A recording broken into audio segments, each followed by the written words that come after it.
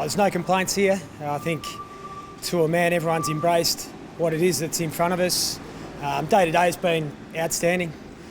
The weather helps, there's no doubt about that, and winning helps even more. So we've got a really upbeat, positive group that's enjoying what it is that's in front of them.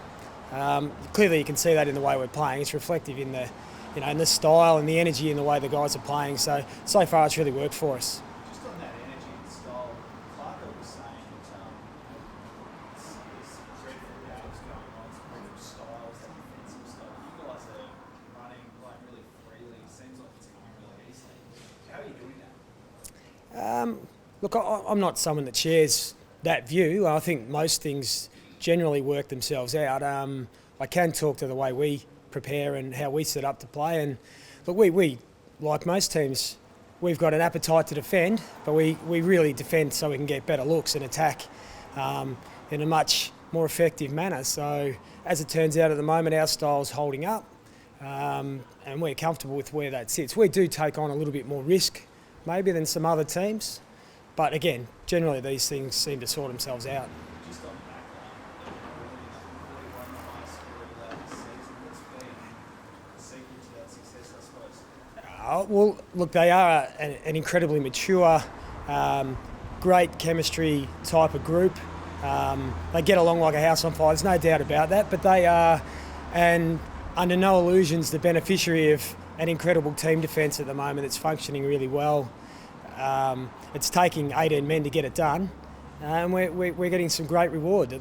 There's no doubt the score's down, but supply's right down as well. So to be able to hold teams to 30 or low 30s inside 50, that's a feather in the cap of every player to buy into that. But yeah, again, off the back of that, we're getting some really good looks to kick score. Monty, if you were the knock on Port Adelaide in the last year or two was its inability to capitalise on the ball movement and finish off inside 50. Yeah. That seems to be a thing of the past. Do you see it that way?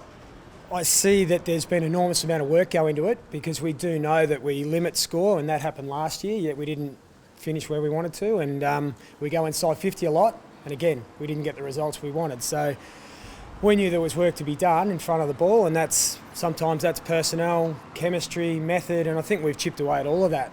I don't think we're necessarily out of the woods just yet, but you can see it's a work in progress, and we're starting to see some of the rewards. So there's a whole lot that goes into that, a lot of hard work, that's for sure. Sure there is.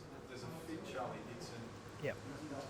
Play the biggest role in that? Maybe not the biggest role, but I think, look, clearly there's a real want for the game to have players like that playing well. Big targets, big exciting power forwards, and we're committed to that. And there is no doubt that preparation plays an enormous part in this game. There's probably not a lot between some of the talent in the competition, but preparation, and Charlie's got that this year, whereas last year, and we really felt for him. We threw him in there, he had limited preparation, he was sore, and he gave it everything he had. It just wasn't at the level that we needed it to be, and it didn't really help him or us. We're seeing a really fit, happy, hard-working Charlie Dixon off a great prep. Is this a surprise to you? A lot of people talk about how important he has been and his potential throughout his whole career. His mental side of things, he's been unbelievably open about how it's affected him over the journey. This looks like as best as he's been, is it a surprise?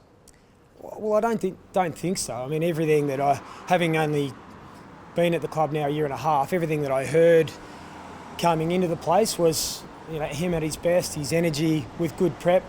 He'd be exactly the player he is now, and even from afar, I was a big fan. It's hard not to be. As I said before, the game needs and wants big power forwards to be, right in the thick of things, and I think he's just having a great patch. Looking away from Port Adelaide specifically, across the border, or the increasing situation in Victoria, is that a concern for you guys? I don't think it's a concern. I think we've done a pretty good job to this point remaining flexible, whether it be the change in training parameters or location or fixture. I think what we have done is we've been able to condition not just our players, our staff, to just move with everything that gets thrown in front of them. And I think what's happened now with the fixture is just another one of those. We could possibly wake up tomorrow morning and have the rules changed for training, what we can and can't do. But I think that the only way to take this on is to to shift with it, be flexible and get on with it. And I think this group's done that. With that in mind, as you guys have approached this probably better than any club in terms of anywhere, any time translates to on the field. With that in mind, are you comfortable going to Victoria? Comfortable if the advice that we get, and which we do lean on quite well, from the AFL, from our club and from the government, if it's there, we'll back the advice. And I think we've shown a capacity to have confidence in that advice all the way through. What we do now is we turn our attention to Brisbane and don't look too far ahead.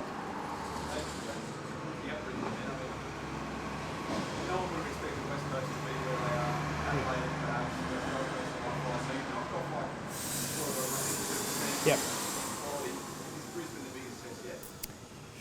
Well, I'm not sure about the biggest test. They're a different threat than we've faced so far. I think the Gold Coast form's stacking up pretty good now, and West Coast is just quality on every line. I think when you play a Brisbane team that's such a huge scoring threat, they get enormous amounts of supply. I think they've gone probably close to having 60 shots in 2 weeks. They're clearly playing the game in a manner that allows them to score. So it's a different threat. They're a great team. They're going to be up and about at the pointy end. So yeah, it's a great challenge. It will be a fantastic way to finish what's been a really positive experience for us. What do you do about Lockie Neal? Because he's been seemingly the form midfielder of the Yep. first trial tagging. He broke that tag at 31 touches. Could have had 6 goals potentially. Yep. Do you think you'll tag him? I'm not sure what we'll do. What I can tell you is we'll talk a lot about it. And it'll probably start in about an hour's time and go all the way through the week. So we'll throw up a whole range of things. Where we land, I couldn't even take a guess at this point in time. Just one option on that though. Cam stuck with Adelaide last year. Yeah. Is that an option you're doing? Cam obviously came up with the team. Is that a potential? Cam or the Argy Bargy? Now look, again, we'll take a look at what happened last year. We'll have a really close look at where they're at now, the balance of our midfield and how it looks, what we'd have to give up to get something. It's a long and lengthy conversation that I won't bore you with, but hopefully we get the right result when we roll out. And just on, I guess, team, how you roll out the team, there's a lot of talk, I think from you this morning on radio, that Ryan Burton has a possibility of playing. Can you just give us some clarity on kind of where he's at? Sure. Is he a chance? That kind of thing? Yeah, absolutely. In the frame, he'll have a really important day tomorrow. At this point, it's an assess, really hopeful. So, look, he'll have a little bit in his training day tomorrow that others might not have, just to test him just that little bit more, and then we'll just push on, see how it recovers the next day and see where he's at for Thursday.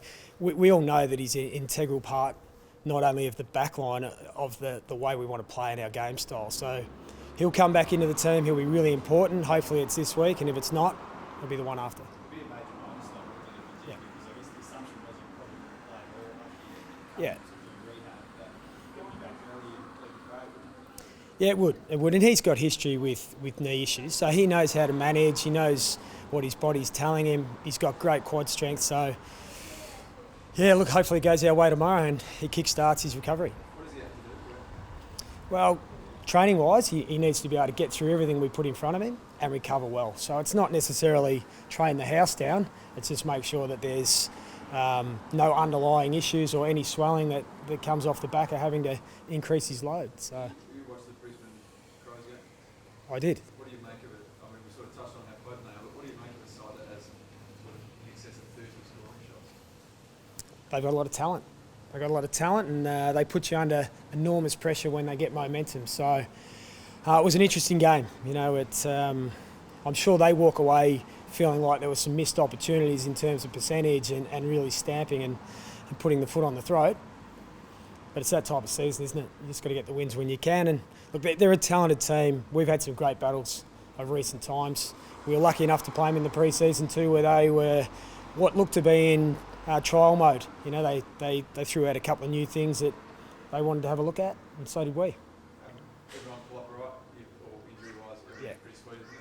Yeah, it's things are going well at the moment. Touch wood. Haven't had to use too many players at this point.